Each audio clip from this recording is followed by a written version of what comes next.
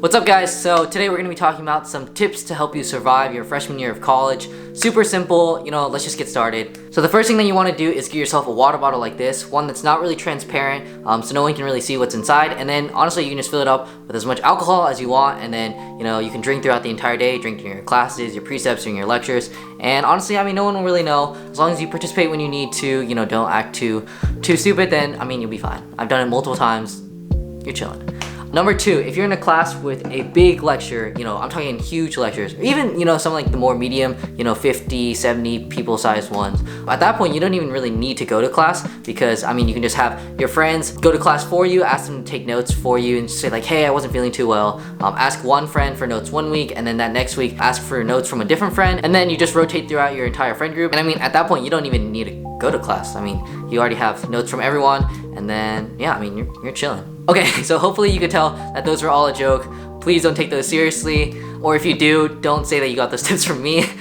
So for those of you who don't know me, my name is Justin Chae. I'm gonna be a rising sophomore at Princeton University studying mechanical engineering. And today I thought I'd share a few tips that I picked up from this past freshman year on just like basic college survival. And so today we're gonna break it down into three categories. We're gonna talk about academics, social life, and extracurriculars. So just keep in mind that these are all my opinions and my experiences from my first semester and a half at Princeton. All of the things that I'm about to share with you don't necessarily apply to all college students, and for that matter, not even all Princeton students, so just take everything that I say with a grain of salt. But with that said, let's just go ahead and get started. Alright, so let's start things off by talking about academics. Now this first tip might seem pretty obvious, but you want to start your assignments pretty early. In college, the pace is going to move a lot faster, and so you're not going to be able to just kind of do things all at the last minute. You're going to have to plan things out ahead of time and do things a lot earlier.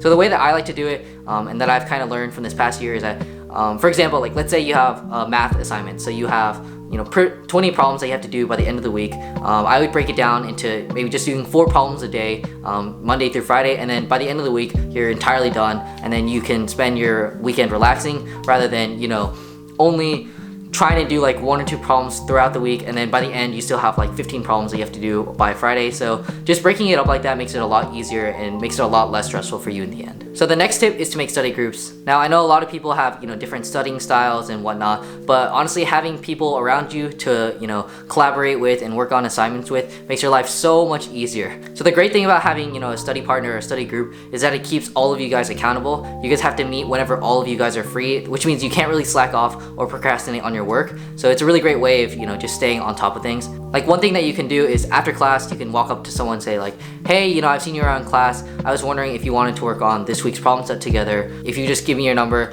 then we can talk out times whenever we're free, and then we can go work on it. Super simple, super easy, and then you can meet new people too. So the next tip is to read the material before class. And I know this sounds pretty self-explanatory, but a lot of times in college things are going to creep up on you, and honestly you won't really have time to do the readings. But even just skimming through the book and looking at key terms, vocabulary, and formulas before class will help make understanding the lecture a bit easier. Like it's fine if you don't understand them as you're reading them, but even just seeing them and just seeing like a basic definition will help make the actual lecture go by a lot easier, just because it's not like entirely new content for you.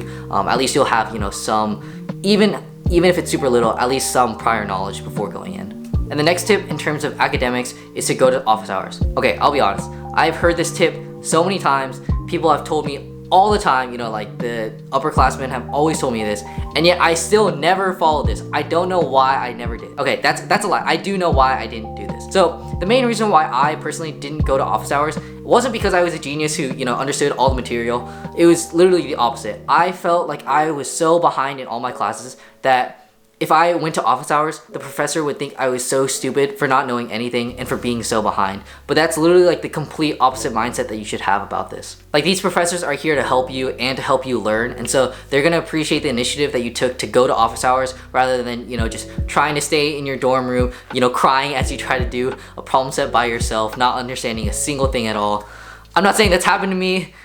Maybe it has, but yeah, just realize that these professors are here to help you. And honestly, one of the biggest reasons why I think I didn't go to office hours, besides not wanting to look dumb, was the fact that I just completely forgot about when they were. My tip would be at the beginning of the semester, when your professor tells you their office hours, make sure to write down the date and the location, and then put that in your Google Calendar or whatever you use to keep track of your schedule. That way you'll be able to see, okay, shoot, like my professor has office hours this week, so then I'm gonna try to at least do part of my assignment before then, so that way if I have questions I can go to them. I will say though that if you are going in office hours, try to have a few questions in mind, like a few specific questions in mind, rather than just saying like, can you explain all of chapter 4 to me? Just because it makes it a lot harder on the professor. I mean, you can go in and do that, but just having more specific questions will help make it easier on both ends. Okay, and so the actual last tip that I want to give is don't compare yourself.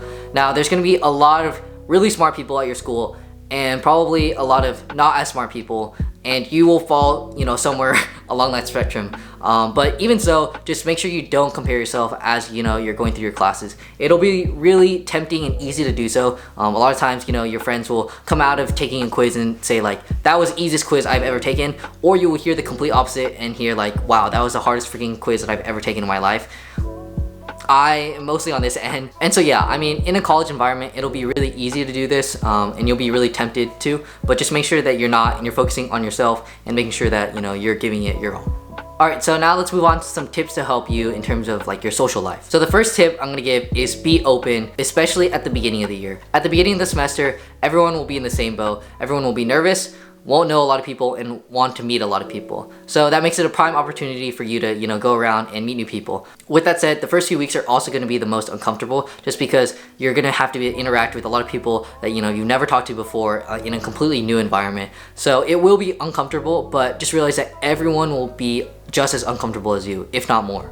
And honestly, if you're too nervous to do this by yourself, like I completely understand. I also felt this way a lot. Then it also helps to just have someone that you met early on go and do the stuff with you. So like if it's like your roommate or someone that you know from high school, then you can go around and go to the dining halls and eat together, and then ask if you can join other groups. That way you can slowly expand your social circles, rather than just having you by yourself do it. You can just do it with like a partner, a friend, whatever. So the reason that I say be really open really early on is that a lot of people are gonna start finding their own groups and making their own circles pretty early on, and then as time goes on, it's gonna be more and more, I guess, not weird, but basically weird for you to like go up to a random person and say like, hey, can I eat with you in the dining hall? I'm not saying that you can't do that later on, but it just, people will not be as open to that later on. So what I'm saying is, at the beginning is like the prime time to do it, but it's also the most uncomfortable. So you just have to, overcome that fear, and then it'll be really easy to meet people. Another important thing about meeting people early on is just the fact that you get to know faces and names. And honestly, even if you don't continue, keeping in contact with a lot of the people that you meet, during orientation week and stuff, you'll still be able to see them later on, and it'll still be like a familiar face and a familiar name. So like, let's say that you're at a party or an event, 3 months after orientation week, you'll still see some people that you met at orientation week, and you say like, oh, hey, like you're John or Sally or, Tim, whatever, and say like, hey, we met during orientation week, like, how have you been? Like, what are you planning on majoring in? And then you can, develop a more, I guess, in-depth relationship from there. Just knowing their initial name and stuff will really help, develop things later on. And so the next tip that I want to give you is that meals aren't just meals, they're hangouts. And so I know this one sounds kind of dumb, but if you think about it, like, at least for me personally, at a school like Princeton, where everyone is so busy, either doing their work or, focusing on extracurriculars, you never really get like actual times to hang out, other than when people go to parties on like Friday, Saturday, stuff like that. So the reason that I say that meals are hangouts is because everyone knows that that's the time where you can relax, decompress, and just kind of take your mind off of schoolwork. I mean, like, technically yes, you can study with your friends and stuff like that, but that's not really the same as just grabbing a meal with them, relaxing, having a good time. And so something that I did later on in the semester, once I got to know more people, is that at the beginning of the week I would almost like schedule my meals with people. So I'd say like, hey, like, Jennifer, I know we haven't seen each other in a while, are you free to grab a meal on Wednesday for lunch, like stuff like that. And so just a side note, but meals are also a great way to get to know someone on a more personal level. And so like, let's say that you've been crushing on that girl in your preset for a long time, or that guy in your lecture is super cute and you've been wanting to ask him out for a long time, but you're too nervous to, then meals are great, in between. So you can just go together, go to a dining hall, whatever, grab a meal, and then it doesn't have to be as nerve-wracking as an actual date. You don't have to have, like the label of a date, because you're just grabbing a meal. It's chill, it's casual, it's whatever. And so the last tip that I want to give in terms of, your social life is don't be afraid to be alone. Now, I feel like a lot of times people are really afraid to not have people around them all the time, especially after orientation week, when you've been going to so many events and meeting so many new people. But honestly, like, it's okay to eat meals by yourselves in the dining halls. Like, I feel like a lot of times people will almost look down at people eating by themselves. But sometimes, like, there have been a lot of times where I've just wanted to eat by myself and just kind of be away from other people. And also, by intentionally being alone by yourself, it'll make, being alone a lot less weird and a lot less, I guess, like, sad. Like, I remember for me, the first time that I was actually alone, it was like right before fall break. Everyone had left, right after they had taken their midterms. And I remember, like, a lot of my friends had already left campus. And so it felt so weird just not having, like, anyone to interact with. And so just by being okay with being alone, earlier on in the semester, you won't feel as weird when you actually are alone for the first time. Also, another good thing about, being by yourself, being alone, is that if you do go out to events, with your friends or with your, your normal group, you usually tend to hang around them most of the time. But the thing is, like, if you go to an event by yourself, then you have the opportunity to meet new people that you normally probably wouldn't have met if you were, with a bigger group. Alright, and so the next thing that I want to talk about is extracurriculars.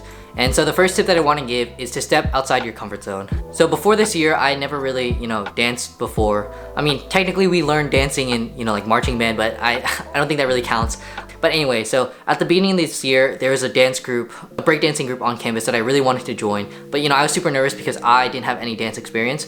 And so honestly, like, I auditioned, went through the entire boot camp process. By the end, it was probably one of the best decisions that I could have made. And they're some of the best people that I've met on campus so far. What I'm saying is that by stepping outside of your comfort zone, there's so much to gain and straight up, like, basically nothing to lose. At the same time, you can also help your friends and help them step outside of their comfort zone. So I talked about me going to my, breakdancing group auditions, but there's also a friend who wanted to go to, the K-pop dance group auditions on campus. And so she asked if I would go with her because she was super nervous.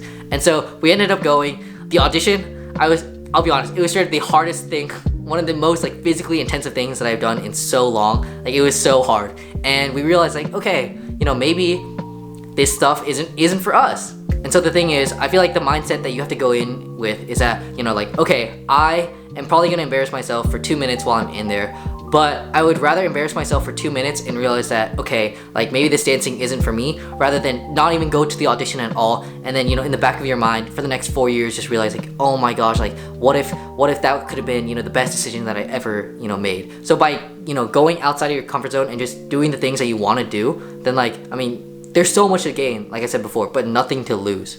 Like, sure, you might lose a bit of your, dignity or your confidence, but I mean, those are all, you'll get back up. Honestly, like, I doubt anyone in that audition room remembers me auditioning. I mean, I'll be honest, it was a pretty bad audition, so they might. But, like, I mean, who cares? Like, honestly, who cares? Who cares? Like, why are you thinking about what other people think? Just do what you want to do. That's all it is. And the next tip that I want to give is check out the stuff that you're interested in, but commit to the stuff that you're passionate about. Like, I'll give an example. For me, I went to the Princeton Rocketry Club meeting because, I'm interested in building stuff and making things with my hands. And so when I got to the meeting, I realized that, okay, maybe this stuff isn't exactly for me. And so I tried going to a few more meetings, and I checked it out because, I was interested in it, but I couldn't find myself being passionate about it. But, like, on the other hand, for my breakdancing group, I was, both interested in it, and so I checked it out. And then as I was in there, I was like, okay, this is something that I am passionate about, that I enjoy doing. And so, I was able to stick to that. And so a lot of times, I feel like people will join organizations that they're interested in, and they'll just feel like they're super tied down to it and, feel like they have to commit to it because they went to, the first 2 or 3 meetings. But honestly, like, it's okay to drop stuff. And, with that said, also, like, don't overcommit yourself. There are so many organizations that you'll probably find on a college campus, and even, for that matter, even, like, high school too. You'll find a ton of different organizations that you can join, but there's no point in overcommitting yourself if you're not going to be, passionate about the stuff that you're doing. Like, there's just no point. Like, sure, you can write it down on your resume, but if you're not going to be learning, like, useful skills from it, or if you, like, you're just not enjoying your time there, then, like, you're just doing a disservice to yourself and to the people in the organization because, you can't commit yourself entirely to it. And so the last tip that I want to give is that it's okay to join things late. And so this kind of goes hand in hand in what I was saying about not overcommitting. And so, like, let's say that you join an organization and you realize that, okay, maybe this isn't the best fit for me. I'm not super passionate about, like, what I'm doing here. And so, I think I'm just going to drop it. But then let's say later on you find an organization that you you know, you do like what they're doing and you are interested in, but you know, it's already 3 months, you know, 4 months into the semester. So a lot of times these groups will have, you know, like spring auditions or, you know, spring recruitment events too. So you can always join later. And even if you are, you know, already into your sophomore year, junior year, it's usually not too late to join these organizations. I mean, sure, you might be, you know, a bit behind some of the other members, and sure, like there will be, you know, younger members who have more experience than you, but if you are interested and passionate enough about this topic, then you shouldn't let that stop you from joining anyway. Alright, so I'm gonna wrap that up here. I know that was a lot of information, but hopefully all of that made sense. If you do have any questions about anything that I said, make sure to leave me a comment down below. You can send it to me through DM at justin.chae, and I'll try to get back to you as soon as possible. But with that said, that's gonna wrap it up. Make sure to leave a like, and if you haven't done already, if you could subscribe, that'd be really great. I'd really appreciate that. But yeah, stay tuned for more content coming soon, and I'll see you guys next time. Peace. Ow! Dude, stop biting my feet. Ah.